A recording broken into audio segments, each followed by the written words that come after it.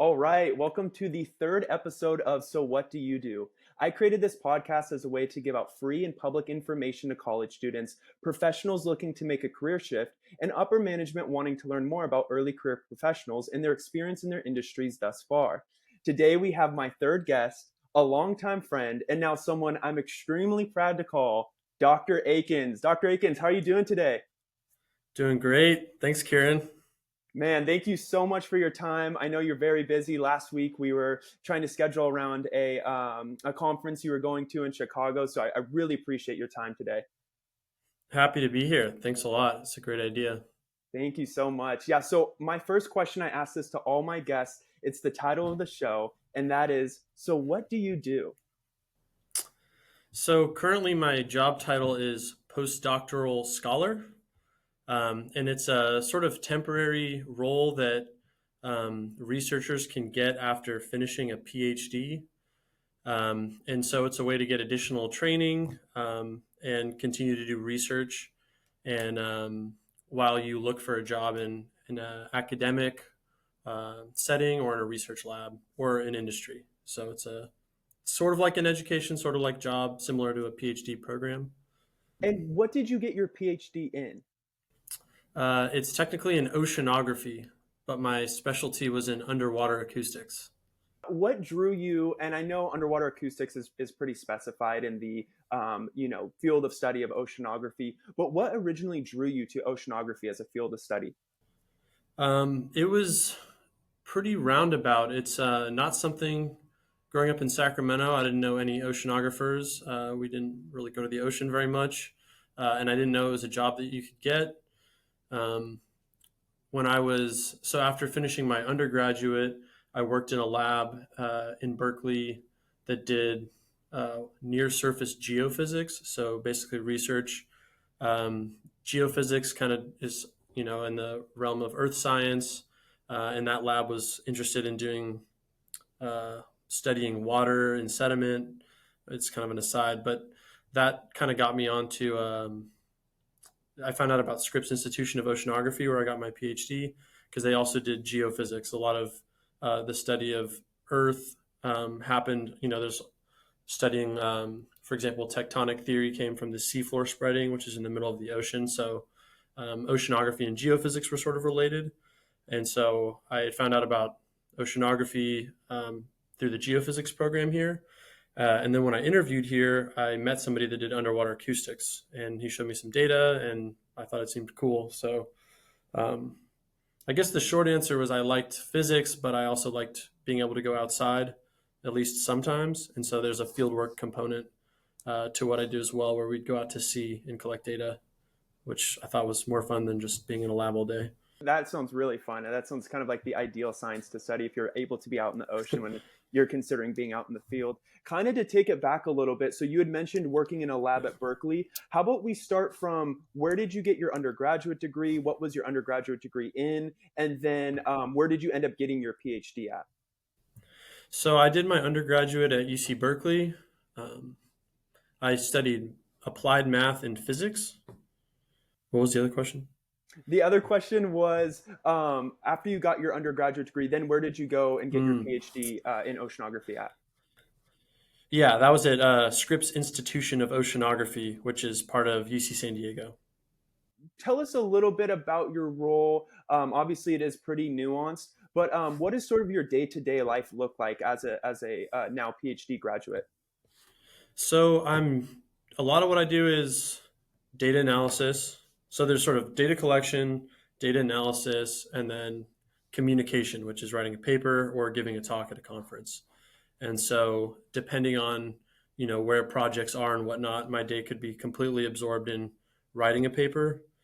It could be completely absorbed in developing or implementing something that I found in the literature in software. So something, maybe there's a new method for processing data. Maybe I'm trying to test that on some data that I have. Data collection could be a day at sea where we're going out, deploying instruments, measuring things. So those are kind of the broad categories, but I would say, 95% of it is on a laptop or, on a computer, writing code to analyze data, or to write a research paper or something like that, or prepare a presentation. Did you expect this field of study to be so technical in the sense of, learning how to code, learning how to do data analysis? Was that something you expected coming into the program?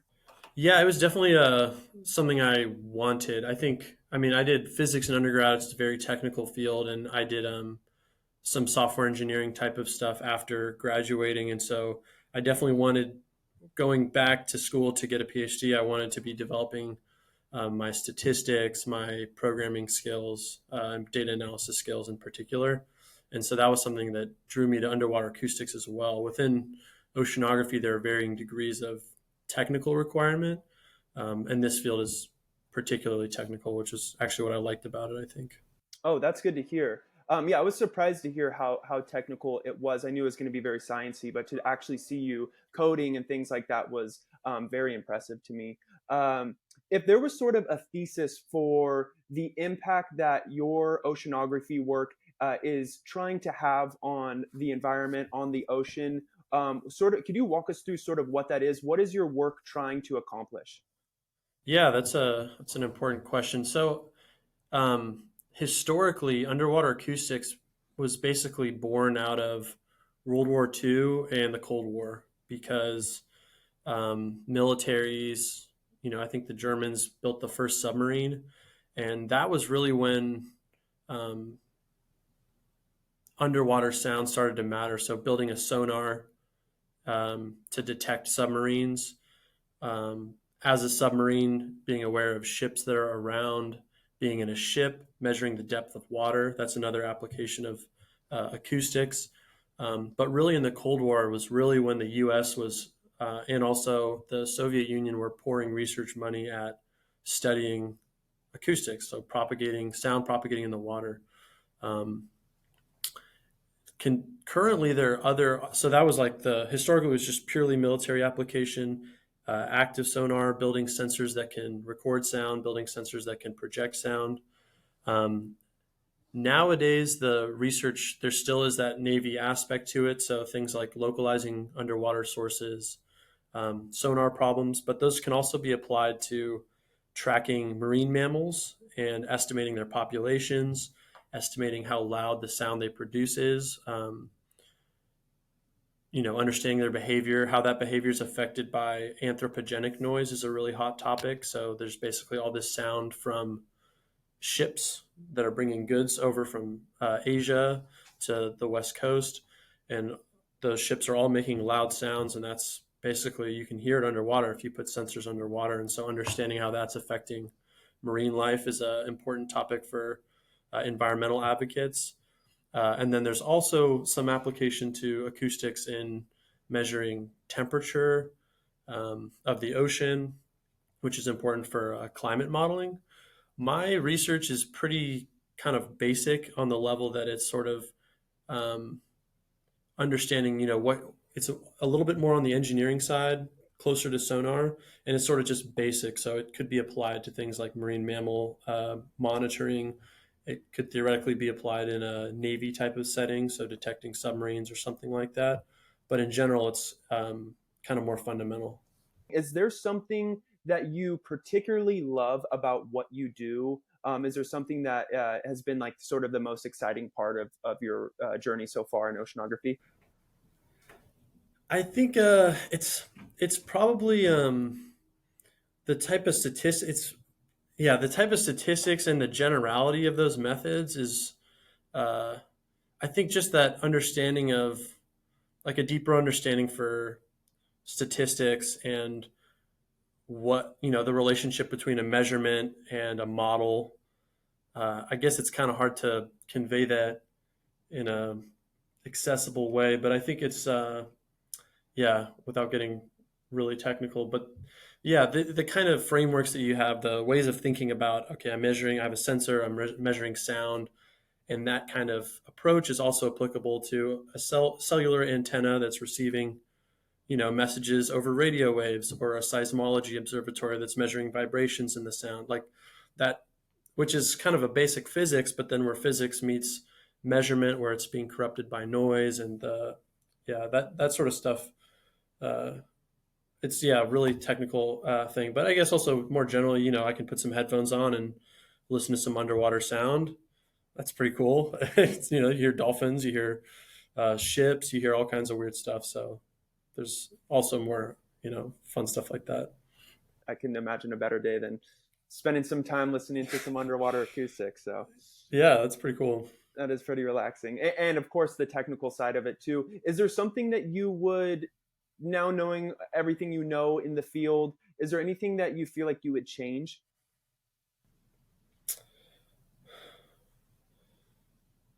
I think, I mean, in my particular work, I think having a more direct social impact would be, is something that I do crave on some level. I mean, what I'm doing is fairly abstract.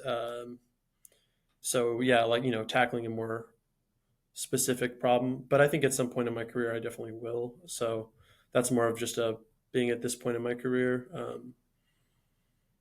But I mean, it's a really, yeah, I think, you could always have more funding, more people doing it. I think also the kind of nature of its relationship, at least historically, with Navy operation means that there's actually a lot of people doing classified research on this topic and a little more sensitivity about, data accessibility. It's not as global of a field of study as, for example, physics or gravity wave detection or particle accelerators, where you have a stronger international mix.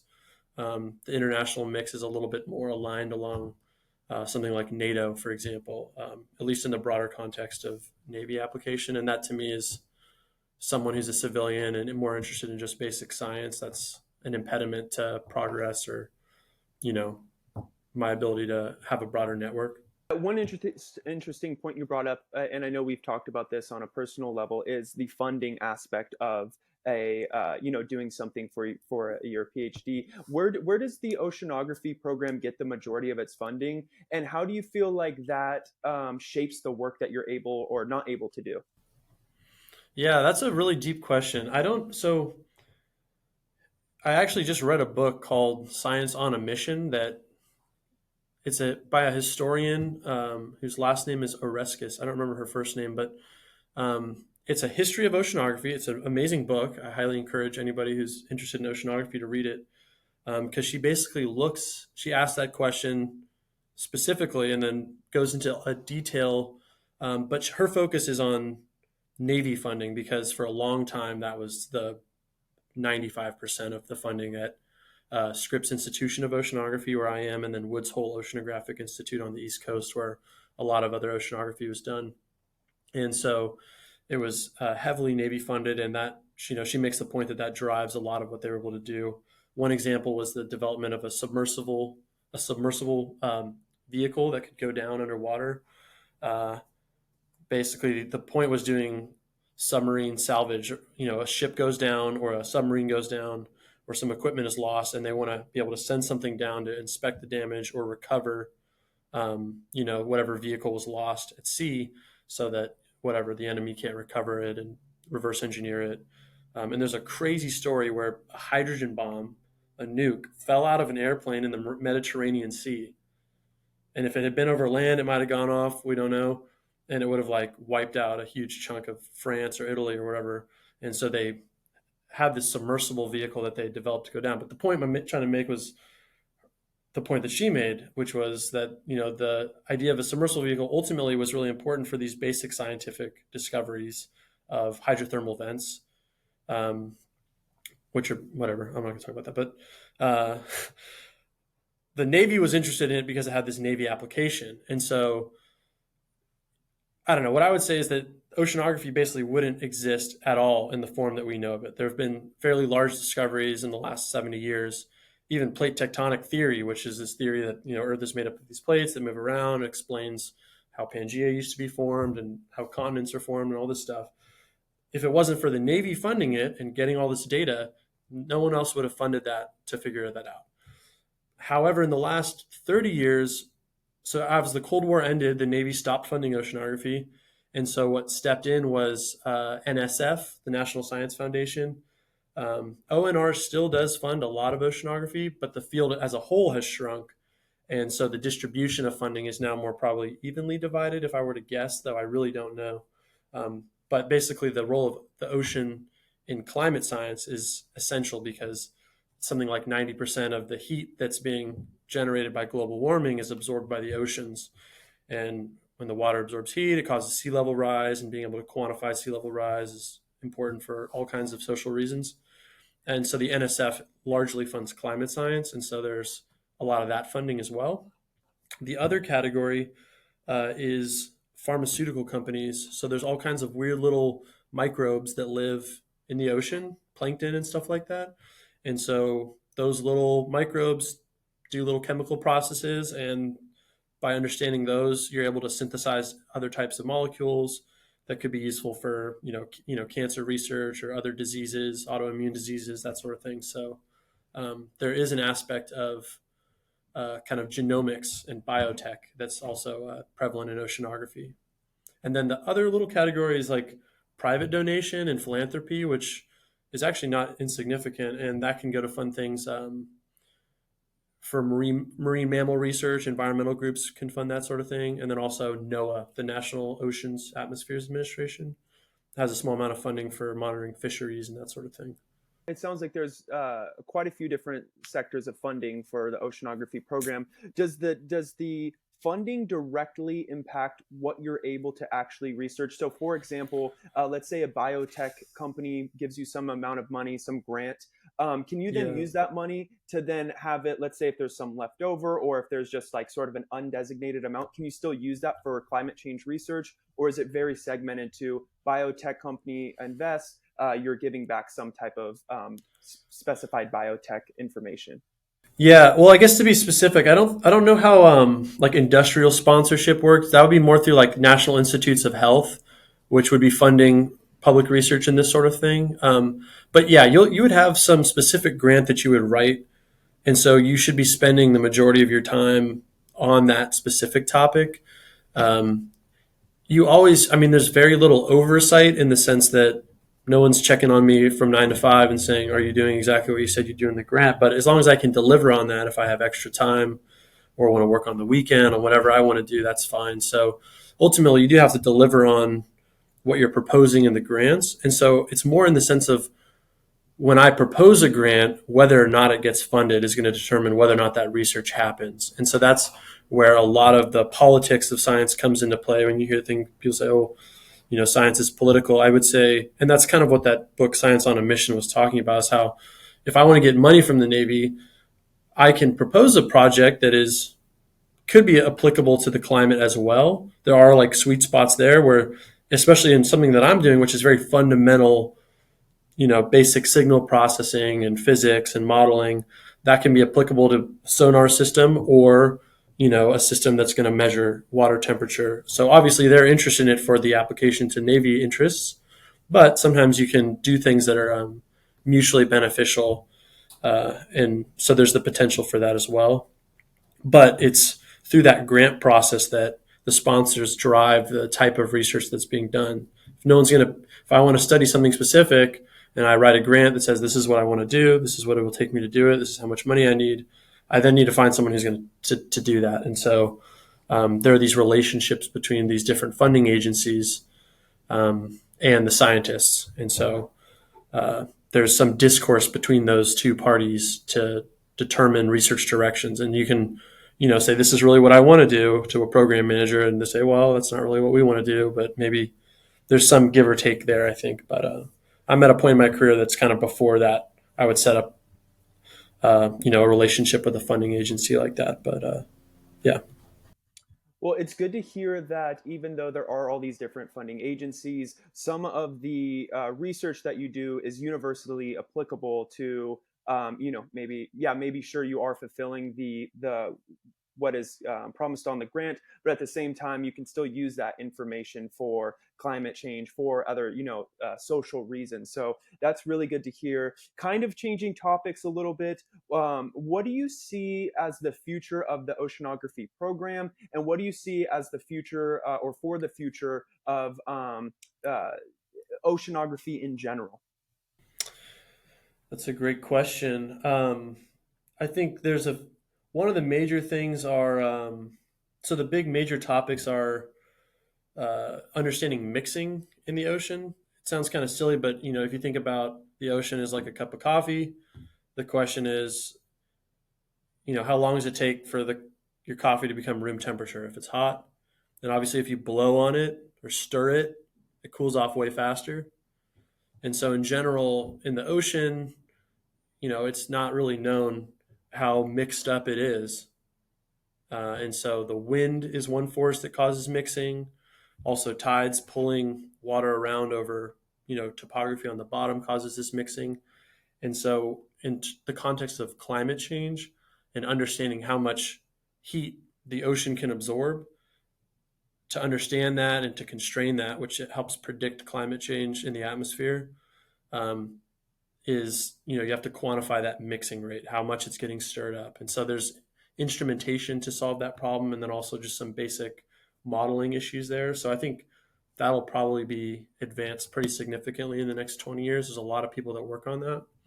Um, Another big change is the amount of instrumentation that's available. And so you see that in all kinds of different areas of science, but in particular in earth science, where a lot of times the limit in what you're able to understand is based on what you're able to measure. It's like you're in, instead of being inside a small lab where the lab isn't, you have some experiment in a container, the experiment is, 10,000 kilometers wide and 4,000, meters deep. And so being able to put more and more instrumentation constrains these models more and more and gives us a better understanding of how heat is moving around in the system. So just being able to incorporate, for example, these autonomous underwater vehicles, basically gliders going around. And those pose kind of interesting challenges in terms of how data is, you don't necessarily know exactly where the glider is. So solving those types of problems. Um, yeah, I think there's also offshore wind farms, people building those, some of the engineering side of that. How do you moor them securely? You're basically having to put these big pylons into sediment. Uh, so there's other new instrumentation that's available. I think cheaper acoustic sensors that are available that will probably make oceanography and underwater acoustics in particular more accessible to smaller labs where you don't need as much funding to do these big array systems that we use. So I think the field is going to expand in the number of scientists that are able to do it. It seems like historically it's kind of limited by the extreme cost of ship time. So being able to go out on a research vessel is very expensive, and so it's not, it limits the number of places where you're able to do this kind of stuff. But I think coastal oceanography is going to become more accessible as there's cheaper instrumentation that's available to do that sort of thing. So yeah, I guess the big topics are that understanding the climate aspect. So the ocean's role in the climate is going to improve. Um, there's so many different directions that that you can go within oceanography. Uh, Yeah, I feel like there's also examples. Yeah, go ahead. oh, I was just gonna say, yeah, I feel like it was a very broad question, so I'm the love listening Yeah, to you. Yeah, I love you breaking it down for us. there's also some private companies that are doing, offering data services. So, there's a company, I think it's called Sail Drone, which are basically making these autonomous instrumentation platforms that are floating around out at sea. They have a big solar panel on them. They're acquiring data. They're making these measurements, uploading them to satellites, collecting all that data. And so they can do things like wave forecasting, current measurements. An industrial application that's relevant to is in shipping. So when ships are traveling across the Pacific, if they know what all the ocean currents are doing accurately, they can actually choose a path that is minimum energy or minimum fuel, so they can reduce the amount of fuel that they're using.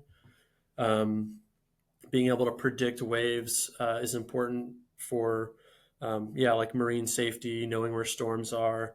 And then another, yeah, a big application of climate science is actually, it's not like to stop it from happening; it's to be able to quantify it so that an insurance company knows how do I want to give flood insurance to this person living on Miami Beach? Maybe not.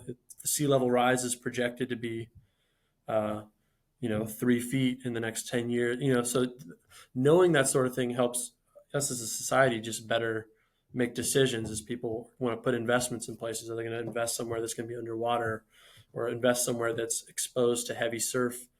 So just that kind of basic ocean modeling. This is a question for the same demographic, the college students, the people looking to go to the grad school or the PhD Yeah. program, specifically for oceanography and what you've done.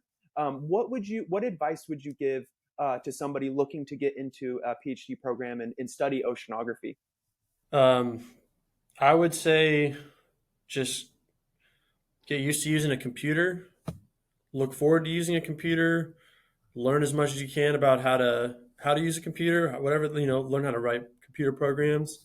Um, I would say math, statistics, programming, all they do is open doors. And if you're good at that, people are going to want you around and you're going to be able to do all kinds of things. And oceanography is just collecting data all the time. There's so much new data. And so the more comfortable you are, the more successful you're going to have in a PhD program. The other advice I would give to anybody thinking about a PhD is work for at least 1 year before you go. Try and save a little bit of money if you can. Pay off whatever student debt. You can put a little bit towards that. Although once you're in grad school, typically interest, at least on federal loans, are frozen.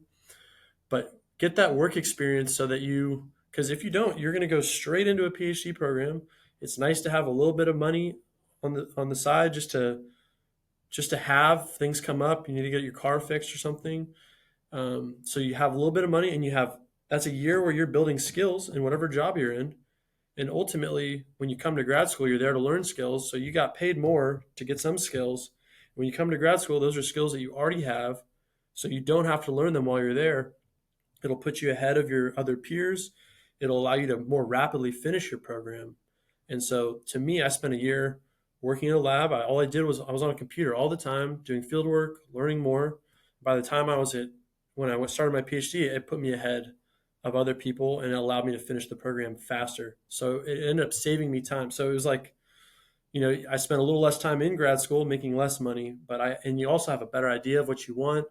You have a better idea about how to manage your finances. So I really think and you also know that's what you want to do because 3 years into a PhD program, you're going to say, well, man, I want to make some money. Like, I'm making it. I don't get to eat out. All my friends from college are doing fun stuff. And, maybe I should have done that. So I think it's a really also a good way for you to get a break from school. Like you said, you worked and then you wanted to go back. So I think it just makes you less likely to get burned out in that process and you have more clarity of vision going in. So that's probably my biggest advice is work, make a little bit of money, get some skills, find out what you want to go to grad school for and see what kind of careers that might open up for you.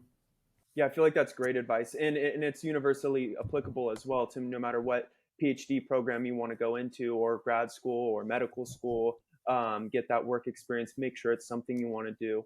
So we started the podcast with the first question, which is, so what do you do? And I always end it the same way. And I know you touched on the future of oceanography, but I want to hear what.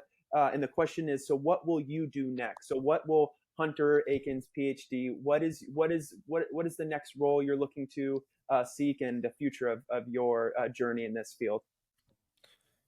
Yeah, that's a big one. I'm thinking about it a lot right now. So I mean, I have this role that it covers me for a year. I'm looking at academic positions, so I could try and become a professor. Um, there are a few universities that do oceanography, and so there are some opportunities there. So that's one option. A second option is uh, working in a national public lab. So, for example, there's the Naval Research Lab in Washington, D.C. I could try and apply for a job there. I could also try and pivot away from acoustics and try and just get I could just get a data science position at a company, or I could try and get a job in a national lab. I definitely love doing research. I would look forward to teaching as well, so that would happen in a more academic setting. Um, but I want to make my next move based on the type of mentorship I can get.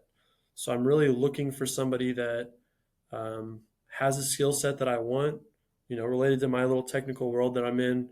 There's a few things like that I'm like, oh, I really want to have that and know how to do that. And so there are a few people like that I've been reaching out to, and I would probably do another postdoc with that person for another year, and then at that point, either look for something in industry or try and get an academic position. So I don't know. That's a short answer, but yeah, it may or may not even be in underwater acoustics. The, there's some cool satellite data stuff. I could try and get a job at JPL, NASA, or something like that. So I'm not thinking about it too hard because I'm not trying to move in the next year or so. But I really have to start thinking about that a lot harder in the next 6 months. So I'll get back to you on that. I look forward to that. Yeah, it's great. It's just great to hear that, you're such a intellectual person. You're so skilled at what you do, and and the skills that you've acquired when it comes to coding and other technical applications. I'm happy to hear that. While you're going to stay in the field of oceanography, there's all these different routes that you can take, even going just a data science route specifically. Whatever you do, I know you're going to be successful at it. I do hope, though, personally, that I can call you Professor Akins on top of Dr. Akins one day. I would love to come sit in on a class. But Dr. Akins, thank you so much for your time today. We really appreciate it. And again, I wish you all the best. All right, thanks, Kieran. Thanks for having me on, and yeah, appreciate it.